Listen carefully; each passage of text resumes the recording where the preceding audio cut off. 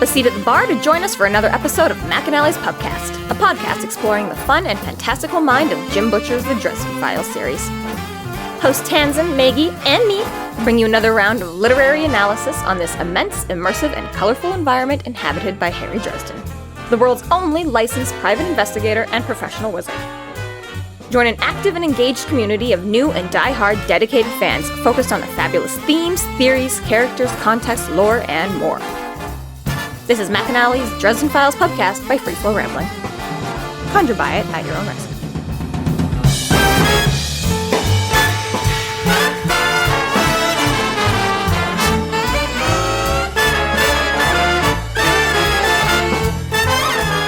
Welcome to the McAnally's Pubcast, brought to you by Free Flow Rambling. This is episode 9.9, Fee Fi Fo Grum, where we are covering the novel Summer Night. My name is Tansenn, and I'm joined by Maggie. Hello, hello. And Jess. Alpha. Chapter 10. Dresden descends into his lab in search of information after recovering from an unsettling dream of Susan. Harry learns more about the She Court structure from Bob in hopes to narrow down a suspect in the death of Ronald Rule. Dresden is dreaming of Susan. The dream began with a kiss. Usually does. It began with a kiss, and it would end up like this. It's only a kiss. It was only a kiss. He sits down on his couch just for a minute to recover from everything and, immediately passes out. And it's funny, because he's like, apparently my subconscious had something on its mind. He's like, we met. He's kind of a jerk. So it's funny, in the Percy Jackson universe, demigods are plagued by not really prophetic, but they can see what the gods or the titans or the bad guys are doing while they dream. They get transported and they learn a little bit every time they go to bed. And it's usually not really a good thing. It's nice to gain the information, but for them it's always just fuck, they wake up so stressed out and they've got they've just seen these horrible things and whatever, right? So it's just a little bit funny where it's on the whole, a demigod going to sleep means you're gonna wake up with more problems than you had before you went to bed. And it's like Harry too. It's every time he goes to sleep, he just wakes up with more problems. Generally speaking, yeah. Yeah, the last time we found out what he dreamed about, he got eaten by the shadow thing. What was it called? The nightmare. Now he goes to dream, he gets eaten by Susan. It's he just... Yeah. I was impressed by the word use for Butcher did. Butcher uses the word aquiline to describe Susan's face. And I wasn't familiar with the term, so I looked it up. Eagle featured? Yes, it was eagle-like. What? Yes, it's really? Yeah. That puts a new slant on Susan for me. I was gonna say usually it's used more so, to describe kind of like a bit of a hook nose or something, which I don't think Susan, but I think it also is used sometimes, unless Butcher has the wrong definition of it. Now I think of Sam the Eagle when I think of Susan. No. Oh my god, that makes me think I read a thing yesterday, probably. So I hope it just means more just angular, A little or bit. even just the way the vampire sort of sharpens features, Yeah. Or maybe, yeah. A little bit maybe. With the... But yeah, I was going to say, just read yesterday where there's someone... Why does Disney keep doing all these live action remakes? They're we have the Muppets. They should do a Muppet remake. And then they're so now you're well, Sam first of all, I hate the Muppets, so... They've tried to reboot the Muppets all the time, and it keeps failing miserably. Okay, thankfully. But this little post was kind of funny, because then they're we'll just have, the Beast be, a regular human being, and all the Muppets think he's so, hideously disfigured, and then at the end of the movie, he turns into, a beautiful Muppet, And, it was a little bit funny that way. It was I kind of want that version, but... Yes, let's just Muppetize the Dresden Files. I just love to think of, I don't know who they bring on the Muppets, but, they throw Chris Evans on or something like that, and everyone's he's hideous! Up until he turns into a Muppet. Yeah, there you go. Aqualung. Yeah, I don't know that it would have been the first thing I would have used. Weird etymology, though. How does that word equal eagle? See, and I would have thought horse-like. And a lot of... Yeah, because it sounds more like equine. Yeah. Aquiline. Which actually I think would be less flattering, because usually when somebody's horse face, that's really not... Or at least I'm not sure eagle-like is much better, okay, but eagles can be, majestic and sharp, and you know what I mean? It doesn't necessarily... Whereas horse-faced is usually pretty... Not much variety in a horse face. Yeah. So, So anyways, I guess whatever the origins terms, whatever, but yeah. We just ignore that description. Supposedly he meant it in a good way, because everything else he's saying is how gorgeous she is. So, whatever. So yeah, they start getting all touchy-feely, and he's like trying to ask her if she's alright, and she doesn't answer. And then, yeah, it gets really graphic, only not really, because he kind of, romance novel. It's like a dream, euphemisms it all, and... Nothing but need, animal, carnal. Carnal? Carnal. I pushed her against a wall in the dim scarlet light, and she wrapped herself around me. Nice little flash forward to the future.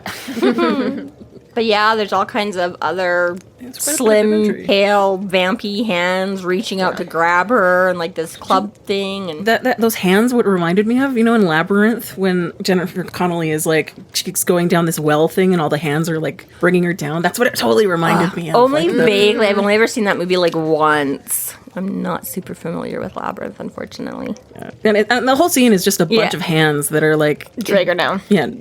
That's what it totally made me think of. Yeah. That's nice. Yes, yeah. Really relaxing dream. It's always when you have just when you have a dream and someone starts comparing it to the Labyrinth. Body hands that are just pretty shit dream. So he's, trying to be like, wait, no, don't go in there. Come with me and wait. But of course, he inevitably gives in, as always. She eats him. Yeah. Never pleasant. I guess in this world you can die in your dreams. So that's another thing, yeah. Where's this conscious dreaming now, Dresden? You should, after the fucking nightmare, you should, never be a murderer. You should be an expert by now. It's like, no, let's just keep making out. Everything should just be. Part of your, PTSD for me would be, all right, I double ward the house, and I put in, a steel door, and I also say, my fucking, anti-dream potion every night. Yeah, right? Fuck mirrors. He gets attacked in his dreams more often. Yeah. But... well, nothing fighting against your subconscious. Yeah, I guess, right? So whatever, he has his dream, and then of can't course, fight himself. Right at that pivotal moment, yes, she strikes, he dies, she turns, he's like, oh no, and then he wakes up, bolts out of bed. So it is kind of funny. Requires a cold shower. Yeah, I was gonna say. He's like, most of the time it's still sucks hot. balls, but sometimes there's no replacement for a cold shower. So. Yes, so at least he has that advantage, which is also how he survived, he says, for so many years before he got a regular girlfriend, too. Because he's like, it's good when you have to take a cold shower every fucking morning, especially in the middle of winter. So then he decides to get down to work. So he cleaned up first of all. He finally shaves. Well, okay, yes. He's on the job now. Well, he's in that cold shower, yes. Reaches for that little shaving mirror and gets rid of that. Compact. It's compact and his straight razor. Yeah. Which is funny because they were commenting on that on the Discord too. And they're like, yeah, no, I would stick with my safety razor. But, because granted, I get him not having the electric razor, but he could still use a regular 4-blade mock Gillette, whatever. But he's like, no, he doesn't even have a plastic, disposable or he's got literally a straight razor. It's gotta be fancy like He's just got, he's much as he likes to mock all those old musty dusty wizards that hide out in their towers and have no idea what's going on in the world, but he still likes to whip out his straight razor every now and again. He's such a fuddy-duddy at heart. All right. Finally cleans up a little bit and goes to the lab. His lab is particularly organized, unlike the rest of his house. It shows a little bit where his focus has been. It's just been very... That needs to be... magic-oriented. Yeah, he really wants this to find this and for it to work, so he needs to know where his shit is. And the only area that isn't clean is Bob's area. Go figure. Because that's, Bob's little collection of things. Well, plus he's also learned, he started being neater about it after he almost got eaten by a toad demon. Because he'd he had a protection circle, but he ended up just throwing crap all over it and had to dig it out and almost didn't get it in time. So he started making sure that was clean. And then now that he's, basically living all of his time and energy down there, it's the whole thing is army regulation. Right. But yes, Bob has his books and magazines and candles and a bow that was wrapped around a girl. Yes. Little callback. I like that. Yeah. So yeah. And I'll guess you where the ribbon was. I'll let you guess where the ribbon was. Yeah. Bob certainly guessed. Right. But he's also I like how it's not just that everything's put away and labeled, but it's how much was left and when he'd acquired it and how finite expiration Obsessive, dates yeah. and things, and not just like, oh yeah, there's like some depleted uranium in here. It's like, no, there's like 4.2 ounces of uranium collected on blah blah blah, and it'll be good until. And Dresden wakes Bob. And it just makes me wonder if does he always just sleep in his spare time? He's just always always waking him up. He's got a sick bachelor pad, man. we don't know that. Yeah, So he still does. he does. I was gonna say it's not necessarily, I suppose, that, but yeah, like you say, we just, like, as he explains here, that Bob just kind of habit. So maybe it's kind of like your Alexa or whatever. It's not that he's like sleeping, but he's just like off doing his own spirit thing. It's he like got the so much equivalent of knowledge in having him. like his door closed or something on his. He's defragging. He's defragging. Yeah, exactly. Right. Or it could totally be like, dogs and stuff like that, right? They're like, if your dog is like, trained and like not over anxious and things like that, they're like, basically, like, you have to go to work, they'll just like sleep all day. Then it's obviously not a problem because you come home and play with your dog and then you go to bed and the dog goes back to bed and sleeps all night, So it's like, if you're up and about, the dog will be up and about during the day. But if it's like got nothing better to do, cats and dogs and whatever will just like, okay, I'll go sleep. Like, Same. so yeah, well, ditto. But so I'm like, maybe that's all Bob. I was like, maybe it could just be he's like, hey, well, there's like fucking nobody here to talk to because here's the only person in my life. So yeah, either he just legit like sleeps like a cat or something for like 18 to 20 hours a day, or he's just off doing his own thing. Well, That's Harry's like, hey, wake up, I need you now, like, come out. When you're that smart, like, you can just, like, reread a book or, like, in your head all day long. Like, you're fine. Like, you've remembered Right. everything you've ever read, essentially, or ever learned. Like, all day organizing those thoughts would keep me entertained, If you could really remember them, it's like, oh, yeah, I'm gonna go back to, like, that, like, college credit I took one year. Like, I don't know, Maybe. like... Although, on the other hand, because Bob has so much and has been around for so long, like, has he been over everything 10,000 times? And it's Well, like, I still, don't he fucking wanna goes read this through book those again. Victoria magazine catalogs all day, every day. Oh, there you go. Yeah, there you go. Those would keep him entertained. Yeah. Those are worth a re-look or a read. Dresden updates Bob on the reign of toads, and Bob just interrupts Dresden and tells him that there's no cure for vampirism, and proceeds to call him Captain Ahab. Yeah. So He's for like- those of you that don't know who Captain Ahab is, it's a Moby Dick reference. It's a story of a seaman obsessed with getting revenge on a white whale, which ultimately leads to his death. She only wanted to give you that explanation so she could say semen. Seaman. I'm working with children. Well, we have to. It's only fair that you do too. Gotta stay youthful. But yes, but I do kind of like Moby Dick.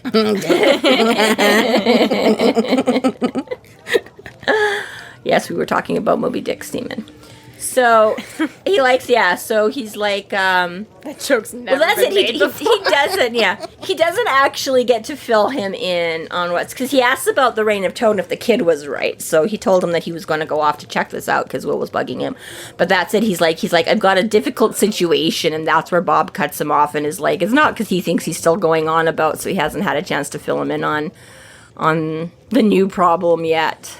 But he's like, ugh, like Bob is like, you think people haven't looked for it? And Harry's like, I haven't looked for a cure. I'm like, Okay. well, okay, Harry. You're so special. Hey, maybe other people haven't had the same motivation or A little bit desperate, a little bit arrogant. Yeah, well, yeah, there's that. That's Harry for you. That's Harry. Well, like I say, I'm like, other people probably tried to vent the airplane before, somebody succeeded and made it work and phones and all that. So, partially, like, okay, fine. You don't know when the last time someone looked into this and how many more strides in magical technology. But anyways, yes, I do kind of like that. Yes, he's like, I haven't looked before. But anyways, not the point. I actually have something different. And Papa's like, I'm excited already. I don't know what it is, but oh my God, it's Thank something God, else. just something else. Yeah.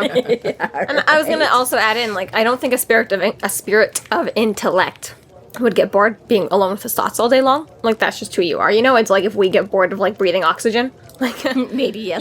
like, it's just like, that's just what you are. Like, you just do it, right? But I can, at least on this point, being bored of vampires and vampire research, I can see Bob being like, fucking finally. Yes. Drinks. Right. So, what's the case, Harry? Tell us what's going on. Ronald, rule. I don't want to be no. Let's go back to the vampire thing. Bob instantly knows who that is. Well, he knows who that is, but he's more like, well, who's asking you? Yeah, why is He's this like, why the fuck is this our business? Yeah, he's like, oh, you think he was murdered? He's like, I don't think anything. Cops think it was an accident. And he's like, well, then you. And he's like, yeah, I don't think it's my client. He's like, well, who's your client? He's like, well, Mab said, but wait, what's right? What? Mab? The Mab? What? Yeah. Okay. Now let's go. Yeah. I think it was fine finding out who the victim was, but once he finds out who the client is, then he's like, nope. I love his logic, though. You should have bartered with a stolen baby. I know. I know. He's like, here's what I ask you: why you don't spend your time doing something safe and more boring, like maybe administering suppositories to rabid gorillas. Yeah. And he's like, I live for the challenge, or you don't. But yeah, right. Because then he's like, well, I didn't have a choice. Like, Lisa sold my dad. He's like, you didn't even try to, like, trade a baby for Bob. He's like, well, I'm just saying. If you weren't such a goody two-shoes all the time. Yeah, stolen. And not even just stolen an extra baby or something. Didn't even try. So so Harry has no idea who Ronald Rule is, but Bob is like, hello, he's the Summer Knight. Like, maybe that's why Mab cares. And he's like, literally drops his pencil. He's like, well, fuck. Because we know, like, Mab came in and she's like, I'm being accused of a murder that I didn't do. I want you to find the killer. And he's like, all right, no more questions, please. Well, that's all I need to know. He's like, okay, well, like, why? I'm like, when something's missing, well, what's missing? Well, you'll figure that out. Yeah, it's not like she helped much. Yeah, honestly, he did try to find out a little bit of some stuff, but she was just, like, straight up like, I'm gonna tell you. If you loved me, no, I shouldn't have to tell you. Just figure it out, Harry. Gee whiz, Harry, maybe because he was a summer night. That means trouble. I especially like that, like, Elaine has shown up, too, and he still didn't know. Like, you guys even talk at all. Yeah, no. Not about anything important. No. He's like, oh my god, you're alive. She's like, Harry, get over it. And he's like, let's go to the council. And she was like, no. And then they're like, okay, I love you, bye. That was pretty much the whole. I still love you, bye. P.S. If this is Austin. Yeah, so at this point we learn about the Knights. The Knights are mortals entrusted with the power of the She Courts. They're in charge of acting in affairs not related to the She. Bob basically tells them that they're like the hitmen, and the queens can't directly kill an outsider of the court. But tricks, of course, are above board. Yeah, if you, as Bob says, if you just blunder your way in and don't even try to trade a baby or anything, then... But yeah, exactly. So if you have made a deal, and you somehow, whether you knew it or not, technically, by your own free will, then they can do whatever. But yeah, they're not allowed to just willy-nilly pop out and start, like, just... wailing, striking down, smiting mortals in the mortal world, right? So yes. So the Knights have to be mortal, and they are imbued with a measure of power. They get to do with the Queen. Yeah, if for some reason she's not, she gets to just assign them to go do whatever she thinks need doing if she can't directly act. And he's like, okay, so just tell me, I'm okay, am I gonna die or not? And Bob's like, well, duh, you're always gonna fucking die. Or he's like, great. It's like, because it's like, how much trouble am I in? And don't call them fairies. Oh yeah, that's what it was. He was like, off topic, do I don't have to worry about getting killed? He's like, of course you do. Bob throws in like a quick tidbit here, and he's like, the She are the closest supernatural to the mortal world. Yes. Like, they're basically like the first level of supernatural or whatever like that, next to mortal. So that's an interesting thing to know, They're like... For everyone else, you hit them first. The She is to humans, like humans are to chimps, kind of. It's like a whole, like the next closest thing. Step over. Actually, evolution. Magical evolution. Yeah. Actually, isn't it pigs or something, though, that technically we're like one molecule or DNA all of our, or something away all from... of our skin grafting is like from pigs. Yeah. But anyways, regardless is that, yeah, they're our closest cousins. So that's interesting. And then, obviously Bob is like, listen, like, both are bad if one... Like, he explains, like, the whole balance thing. You've got to have constant balance between the two. And, like, one might get a bit of an edge over the other one, like summer solstice, winter solstice, etc., etc. Yeah. But for the most part, there has to be an almost perfect balance between them. Because one left unchecked is going to ruin the world in one way or another, which Bob uses the examples of, you've got, like, eternal winter, or we've got Ebola growing everywhere. Like, yeah. Like a heat wave. He's like, that doesn't sound so bad. Also figure out that why Mab is so concerned, why the suspicion ends up on her, is because in theory she could have had him indirectly killed. And the result, the issue is being the theft of his power, and not so much about the death of the knight himself. The power should have returned to Summer Queen, and that leaves the Summer Queen in like this weakened state. So that makes it look really bad. It's kind of an arch nemesis thing to do. Extra weird, like, why didn't it go back to her when it should have? So, like, you know, you've got to be some sort of powerful to have subverted that power as well, you know? Yeah, exactly. Yeah, this is their working theory right now, that they figure this has to be the deal or whatever, right? And Bob also brings up an interesting point. He's like, well, do you know Mab didn't do it? And he's like, you know, like, did she? And he's like, okay, well, no, obviously, she, you know, being Mab, never came right out and say it. She kind of hedged around, so I guess she could have actually done it and is still just trying to weasel her way out of it or whatever. Some kind of ulterior motive, Yeah, because that's what he said. He's like, I guess it is kind of an arch nemesis-y thing to do or whatever, but... Right, so then trying to determine who has enough mojo to do it is basically like, okay, so only the queens could have done this, so I literally has to be Mab or Tiana, framing the other one for some reason. And Bob's like, or the whoa, knights, I think he does say. Yeah, he's like, or the knights. So you've got like 3 people. You've got like the Winter Knight, Mab, or Tatiana. And the Titania. And then Bob's like, call her Tatiana. Excuse me, Mr. Stupid Idiot. There's way more players, you dumb stupid idiot.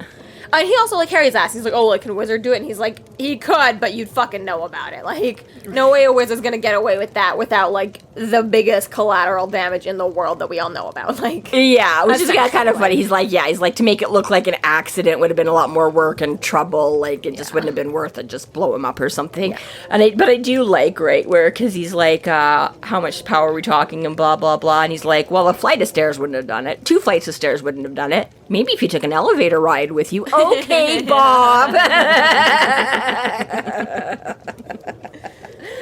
So yes, he's like, well, it goes without saying, yes, a wizard could have, but it wouldn't have been, you know, the amount of time and effort and power and cover up and delicacy it just seems like way more hassle to have a wizard do it and hide it like that. They just So then that's how we find out that there is actually 3 branches of government in the courts. You've got 3 queens in each court. What? So yeah, you've got the queen who was, the queen who is, and the queen who will be. Which doesn't mean much when you're immortal, you know? No. But still, was, is, will be. AKA you've got the mother, the queen, and the lady in each court. Right. So we start to get a little bit of an overview of what the major players are in these 2 courts. So like Summer Court, like the queen, Titania. How do you say her? Yeah, Titania, but it's just not Tatiana that she keeps trying to switch to. Titania is what I was trying to say. Titania. For Summer, we have the queen who was the mother, which we don't know who that is yet. Yeah. The queen who is to come, which is the lady, Aurora. The knight who was Ronald Rule. And the emissary, which is Elaine Mallory. And then in winter, we've got Mab as the queen who was also not mentioned. The queen who's to come is Maeve, the lady. And the knight, we don't know anything about anything at all for winter. And the emissary, of course, is Harry. Again, conveniently enough, Bob's contacts on the winter side are all sketchy. He knows exactly who the winter knight or the summer knight was. And, well, gee, Harry, maybe it's because he's a summer knight. But he's like, oh, yeah, I got no clue who winter is. Like, thanks a lot. Thanks. So he's basically got 8 suspects right now at this point, which is like, wow, way to narrow it down. And this is where he mentioned, he brings it up that technically Elaine has, you know, and because Bob's like, whoa, wait, what? Although actually Bob does a big fat I told you so as well. So apparently Bob never did specifically. He didn't think Elaine was dead. Yeah. But this is like, it's super interesting because Bob is actually the only other... and I told you so. Bob is the only other person who actually knows who Elaine was. He was there for all of it. He knew... Yeah. Like, as much as Harry would have been aware of Bob at the time of stealing Bob, Elaine would have been alone, would have been aware of, and Bob would have been then aware of the 2 of them, you know? Yeah. So, like, if anyone knows about Elaine and who and what she's about, it's Bob. And he even says as much. He's like, you were more powerful, but she had a better handler. She was better, Yeah, she was. Because I was going to say, I guess the only person in Harry's life that actually everybody else has just heard about her through Harry. He's the only one that actually knows Elaine in his own personal face-to-face, whatever it is I'm trying to say, kind of, but yeah. Yeah, no one who's actually met her besides Harry. Yeah. Who lived to tell the tale. Yeah. So it's interesting, and again, that throws a little bit more legitimacy onto Elaine, just in okay, we get the tiniest bit more backstory about her and what things are about. Still not enough to really, do anything for her. But still, it's like, at least, he tried a little bit. He's like, now everyone for the rest of the book is going to talk about her. Yeah. Yeah, and he doesn't really, because Bob is like, oh, so you think she might have dacked Rule or whatever? And he's like, no, but I never saw it coming and she jumped on me either. Again, he's still got some of the petty, but he's like, basically I just have to think, like, if she could have, not whether or not I think she did or not, right? So it still places her. Which is okay, because I gives him a few, because he basically had to narrow and, like, cut out all the rest of the wizards, because that was just made it too big a suspect pool. So he's like, okay, wizard could have done it, let's just pretend they didn't, but we'll throw in these couple. No idea about, I could say, the winter side of it, but, Elaine is both a wizard and in the fold, had means and opportunity, potentially, or whatever, so. Right. Oh, how jaded and logical of you, Harry, I'm almost proud. So yeah, real quick, Fairy 101. Right. Yeah. So Dresden concludes that he needs to find more information about the summer night. And the winter night. Yeah. But He needs to find out every information. He's going to do it by breaking and entering his place and then attending his funeral. Nothing like a Right. little respect for the dead. Seriously. Right. Well, I guess maybe that's why he's going to go do it beforehand. Then he can go say sorry at the funeral. It seems worse if you go pay your respects and then burglarize the guy's place. By the way, your place looks like shit. Yeah. Ooh, you are lucky you're in there. You do not want to know what they did to you. Yeah. Bob issues another warning to Harry about Mab just before Harry leaves the lab. And this, I feel like, because again, right, because right before that, he's still wisecracky, like, oh, gee, can I do fun things like go and break and enter? And then, but then he's like, hey, like, kind of calls him back because Harry's leaving. And he gets kind of, like, serious for a moment. He's like, hey, for what it's worth, be careful. And you're like, whoa, shit, what? Bob is what? Bob is serious. Oh, shit, bad things are going to happen. concerned. Harry, don't do it, Because normally Bob's like, okay, bye, have fun storming the castle. I'll sing a song at your funeral. But yeah, if he actually, like, brings it back a moment, is like, hey, by the way, be careful, good luck. And it's like, ooh, shit. Harry doesn't really acknowledge it or anything like that. But it's like, well, Harry, it was nice knowing you.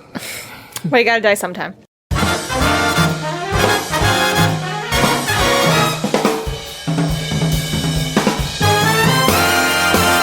Thank you to our Patreon subscribers for your generous support.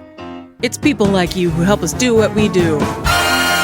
If you're not yet a Patreon subscriber, sign up today and get a fuck ton of bonus content, kick-ass merch, behind-the-scenes outtakes, and more. Sign up today at patreon.com/freeflowrambling.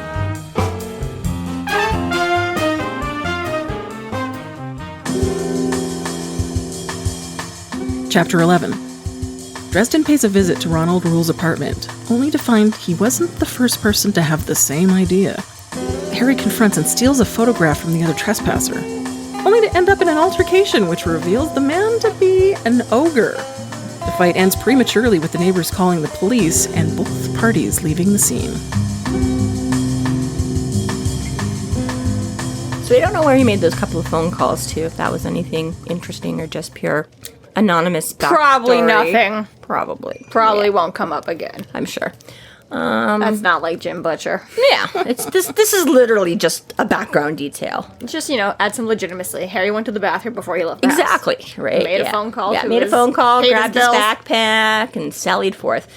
So this is interesting. I kind of want to know what Ronald's building looks like. Because he says it's at the south end of the loop, or south edge of the loop, which means virtually nothing to me other than we've heard him reference the loop, or he will reference the loop. But a building that looks like it had once been a theater. I'm like, this could potentially cool. be a really Be a cool really cool apartment. thing. So not only I wanna live because he there. says he has this big, giant, enormous, vaulted lobby, but I was like, what kind of rooms and things? Rent did is they probably crazy, make? Oh, probably, Right. and Horrible. it's all full of like old retired established artists and things that have. I guess if you're the money. summer night, you can afford it. I was gonna say that, but I don't think Harry's made a single fucking dollar. But As the winter night. Mab is much crueler. Titania has a nice stipend set up for her. I was like, I just don't take Titania as being nice at all. But Anyways, anyways, but yes. maybe he supposedly was a successful cutting edge artist, so maybe Right. he actually, instead of a poor starving artist that wasn't recognized until he was dead, maybe he actually was making some, or some bank. who knows, maybe he had a nice 9 to 5 job, professor or something beforehand, and built up a nice little nest egg, and now he's just living off his art. I don't know, but it sounds kind of cool. He went and to it the sounds army, like he someplace became a teacher, he did a couple novels. right. So he has this cool looking place that he goes in, and he just waltzes in an FTD hat from the box. It's like you can get in anywhere if you with a hat, a box, and a confident stride. He does that. So well, he kind of did it in the last book with the janitor as well. He just look like you're supposed to be there, and people be like, "All right, you're supposed to be there." And pretty sure there's another place he wanders in with like a clipboard and stuff, and it's like, yeah, just like fucking act like you're supposed to be there, and no one will stop you. So you should tell people that you're in IT. Be surprised how many people don't actually check who the hell I am when I go on site. They're like, yeah, okay, the server's over there. Right? Be like, Wow. thank you. I am about to blow up your entire building. People come to me in the middle of the night at the gas station, like, I have to go in the back to do something. I'm like, okay, I'm gonna let you in. I'm gonna also watch you for a minute to make sure you don't steal anything from the safe. You look like you know what you're doing. All right. I don't ask for credentials either. I'm like, you have a truck. You're wearing a uniform. Good enough for me? Right? They don't pay me enough for this shit. Pretty much. I will say, though, that I really like the image. Because, again, like, he said this right here. He's like, you'd be surprised how many places will let you in if you wear a hat and a clipboard. And I'm like, I just like to imagine, like, his closet is like duster, like Star Wars, sweatpants, janitor costume, electrician costume. Like Don's hobby shop. It's just like, I prefer to think of Mr. Dressup's tickle trunk. Yeah, like every time he needs something, that just happens to be what's in there that day. It's fully the everyday needs, Right? Yeah. He's got, like, Tannens's got a kind of nice little hat collection, but he's got, like, a branded baseball cap collection, of, like, his Coke hat and his FTD hat. And So, like, the Doctor Who, like, shows the badge. It's like, oh my god, Butcher, why have you not given Dresden his own psychic paper by now? Right? He could totally imagine. He could, Psychic paper would be so cool. I want that in the Dresden file. Bob would love to work on that and find a way to create that with him. He'd probably be like, that would just play into Bob's whole little, this is cool and interesting, plus it's kind of like sneaky and subterfuge. And what's the word I'm looking for? Like, wrong? No, we're Ethically wrong? Where Bob doesn't have a real good sense of, like, morals or not or whatever, right? Just that Ethically toy that, ethically questionable or whatever, where you'd be like, yeah, okay, sure, what are you going to do with this, huh, Harry? So it's okay to use it for this, but you won't use it to go get into the, Anyways, so yeah, he psychic papers his way in with his box. Yeah, but anyways, it's still funny to think, like, he just, like, how many costumes do you really have, Harry, for this shit? Teeny tiny wardrobe that, right. It's like...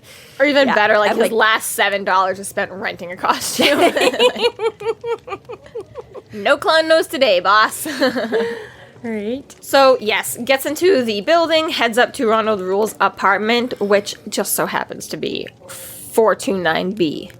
No, it doesn't happen to be. He says it looks like it could be. Oh, could be. Oh, I thought it said it was. No, it's not actually. It describes it as being imported from 429B Baker Street, which is actually an incorrect Sherlock Holmes reference. I thought it was always 221B Baker Street. Yeah. Maybe this is like some like weird obscure fact that like once in the first book and then after that it changed to like 221, because I was gonna say, I was like, that is not the address that I recognize it ever being. And why would Jim Butcher get that note wrong? I don't know. Or there was like one thing where it's like though. it started as that and then it like burned down and they rebuilt it like 221. I don't Google know. it all? We should know. I forgot to. We're Yeah, supposed to be the I did some experts research here. on it to make sure, and I found out that it's not. It's incorrect. Could not But find the address any. is wrong. Interesting. And he doesn't notice that he does check on the way up to like the murder scene or whatever, and he's like, he can't find any lingering magic or anything to tell him anything there, so it's all been covered up. He stops and listens just to make sure when he gets to that floor, which, gee, good thing you did, Harry. Finds the apartment in shambles with a thug inside collecting papers into his bag. Yeah. Dresden knows he needs to intervene and kind of debates on how he's going to go about it. He realizes evocation and physical confrontation would be terrible, not a good idea.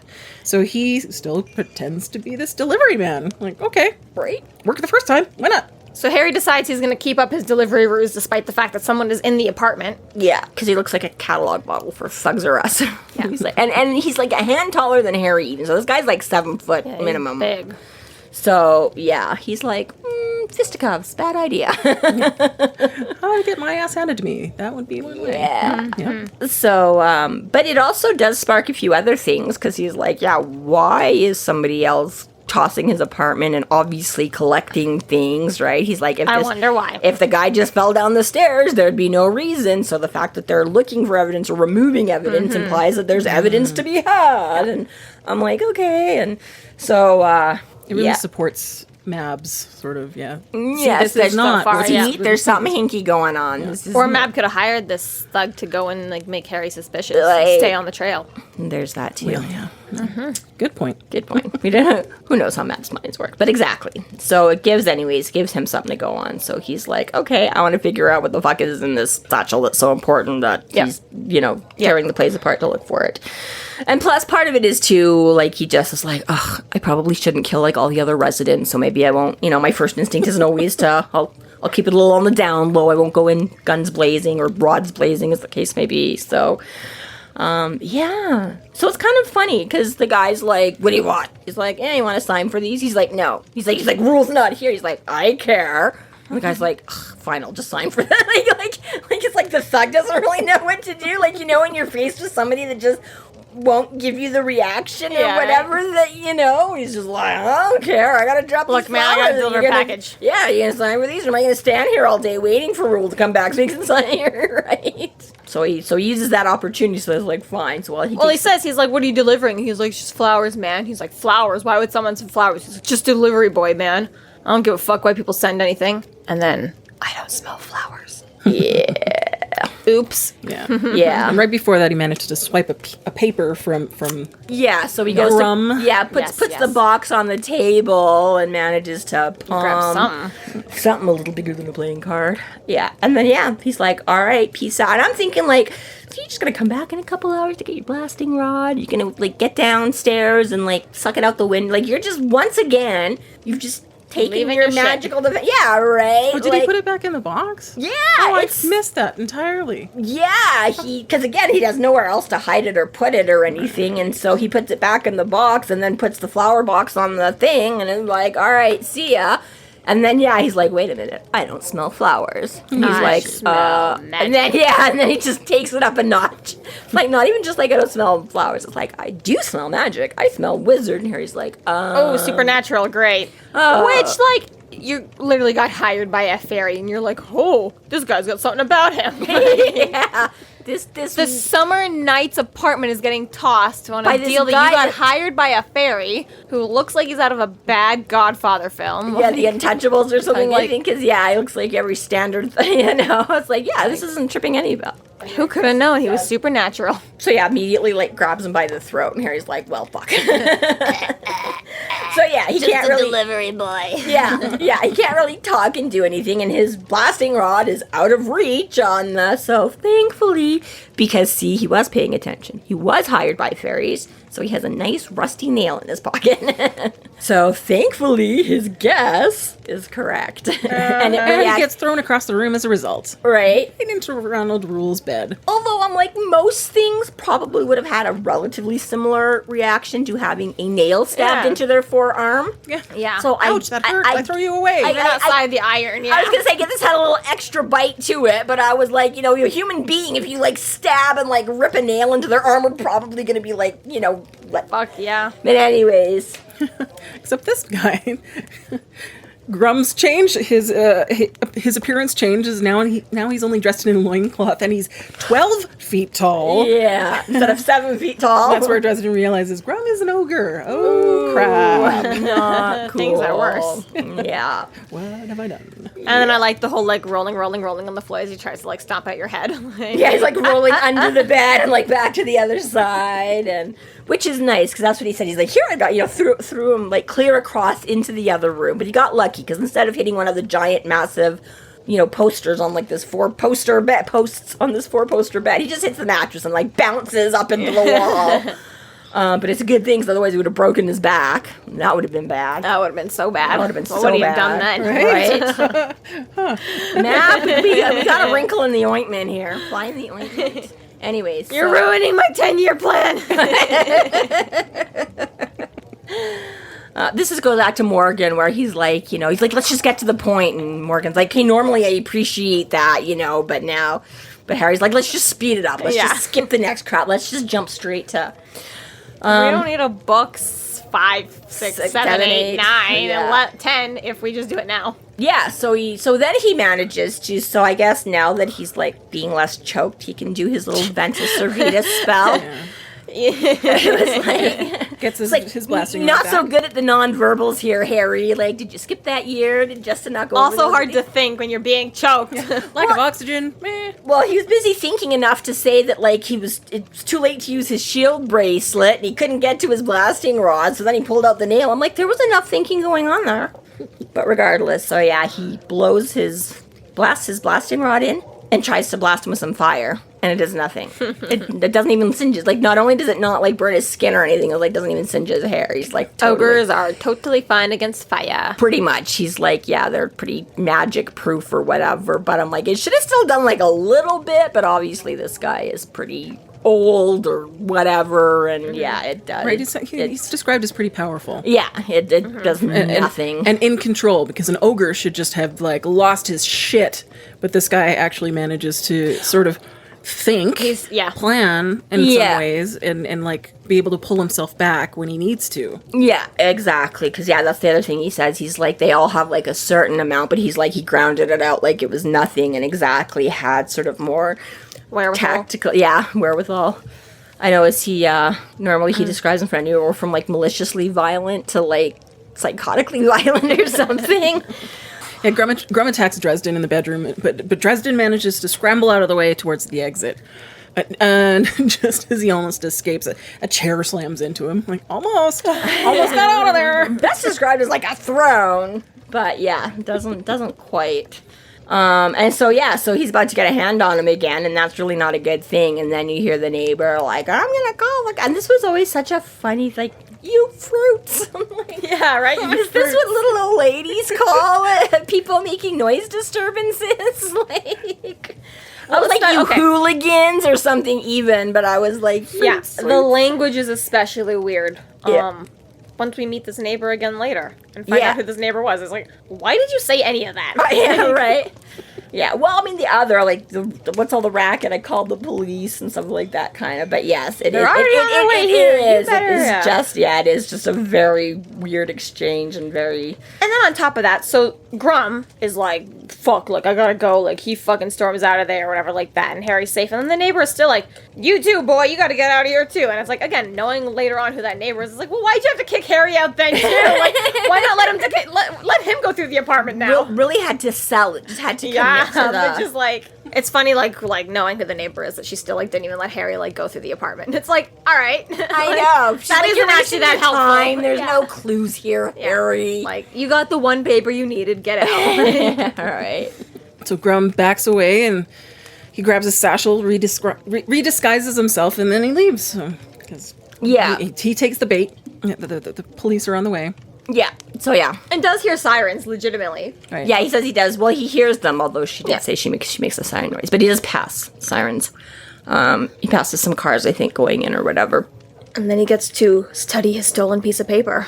Mm-hmm. Which is like, I'd be disappointed if this is all I managed to grab. Just a guy and his young friends. It kind of is. Disney World. Right? Because he's kind of like... fun in Disney Park. Okay. Yeah, well, he does kind of. He's like, who are they? Why had Earl been with them? And why is this important? Like, really, he is kind of going like, what the fuck? Yeah. Doesn't take a lot more time than that. Some people that he knew. Just somebody that he used to know. This concludes our episode 9.9, Fee Fi Fo Grum. Thank you for listening. You can find us online at freeflowrambling.com and McAnally's.ca. There we have links to our other podcasts, social media, and other fun tidbits. Please subscribe if you like what you're hearing, and please consider supporting us through Patreon to keep the magic alive and to see more content. We are Free Flow Rambling. Conjure by it at your own risk.